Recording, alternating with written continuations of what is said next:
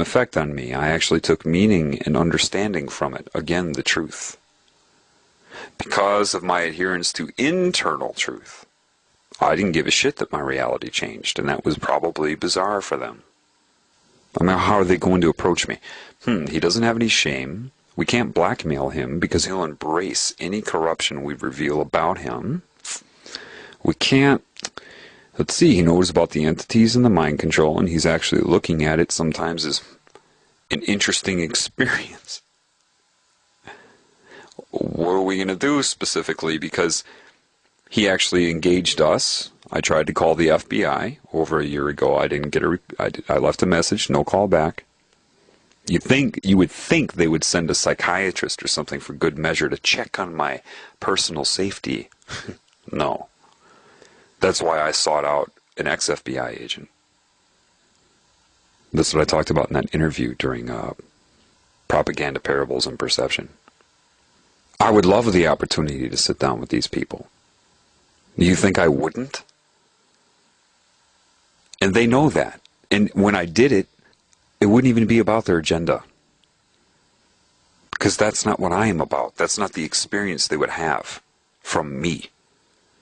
So, I mean, if I could do anything, if I could get the people involved with this agenda to consider their own path and what life is about outside of the control they're under, I understand that it's overwhelming. I understand you agents are shown things that seem hopeless.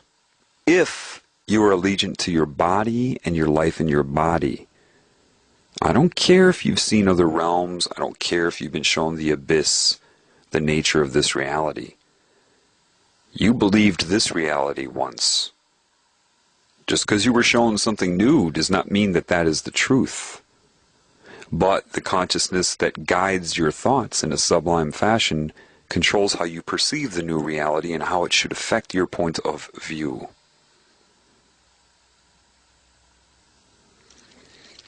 You see,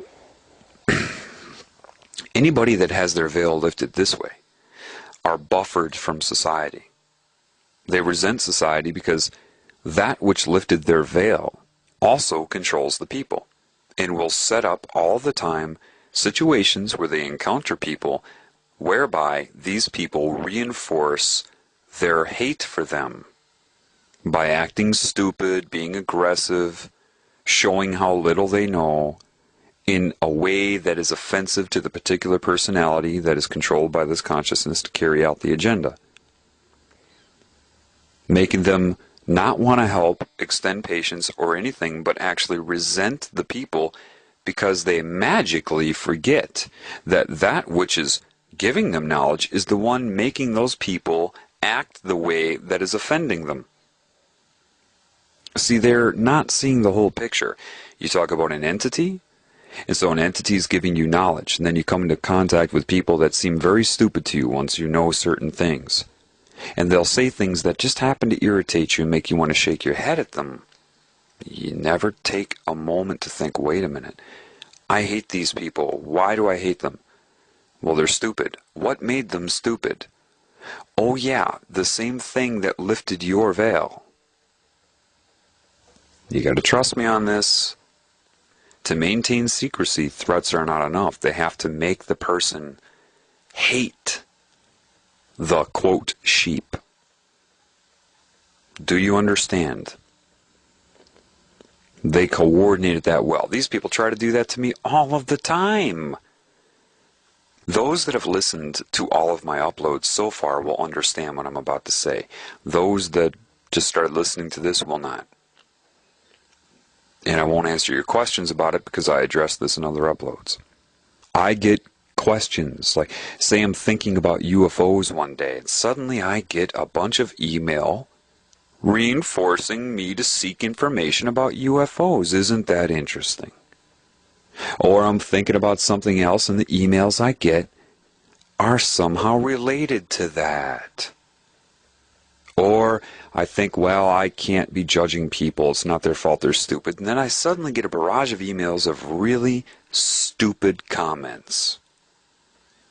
You think? You think maybe? Just maybe? Anyway, those of you that have listened so far all the way through everything I've done, you know what I'm talking about. This is very true, and you have to be mindful of it. Remember, polarity. Just like they try to control you with Star Wars, right?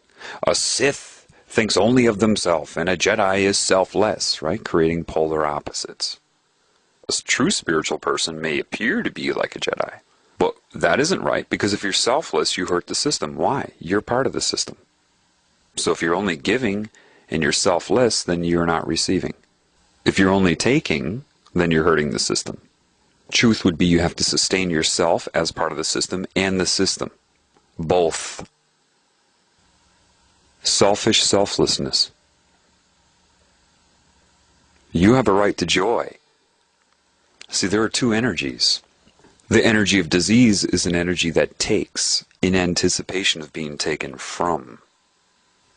The energy of health or normality would be giving, knowing that you receive. Two very different energies. One's pathogenic, one is diseased, one is normal. Here, people are hybrids. One pops up sometimes, but they're primarily dominated from the former, taking in anticipation of being taken from. What's the difference? One is duality, one is singular. I may use giving and receiving, two different words to describe the energy I'm talking about, but that is an illusion, because true giving is the same as receiving. There is absolutely no difference. You cannot give a true gift without simultaneously receiving, and you cannot receive a true gift without simultaneously giving. They're one. One cannot happen without the other. Forget about direction. That does not exist. Understand that is normal creation. That's it. That's the nature of true reality. You cannot give without receiving. Now, if you apply that here, not from the ego can't do it. It's something you feel that happens. All you can do is change your ego so that it's more receptive to that input. But when it happens, you know exactly what I'm talking about. Everybody deserves that. So I'll say I was a giver that is here at this time. Who am I giving to? Everything. And that includes the takers. See, here's the interesting thing about a taker, or a detached energy. It cannot receive. It will not receive. Can't do it. That's why it takes. When you understand what receiving truly is, you'll know that a taker cannot do that. And because it's unable to receive, it cannot perceive what a giver is giving. The taking energy is trying to convert givers into takers. Part of that is keeping score of your behavior. Sublime mind control to you throughout your life. Propagation of norm-based ridicule, if you come into awareness of that, utilizing a pseudoscience called psychiatry, or anything else in the media. Humor, comedy is the #1 vector for mind control. The sigh of relief of laughter when you jolt yourself back right into the center of the norm. The point, I'm going to give. I have no target. I'd like takers to be something I give to. Because you cannot take what is given. That's why they try to convert you into a taker. Something that is now in guilt, in shame, and fear. What you give cannot be taken. Love can't be taken. It can only be given and received. It's a different bandwidth. It's a different thing altogether. So it's not like I'm being leeched if I give to a taker. Because the giving sustains me. You don't run out.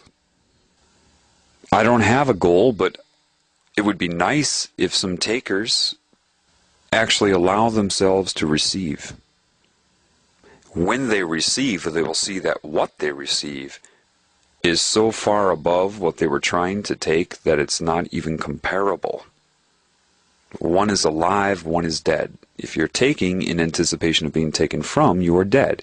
If you're copying the norm,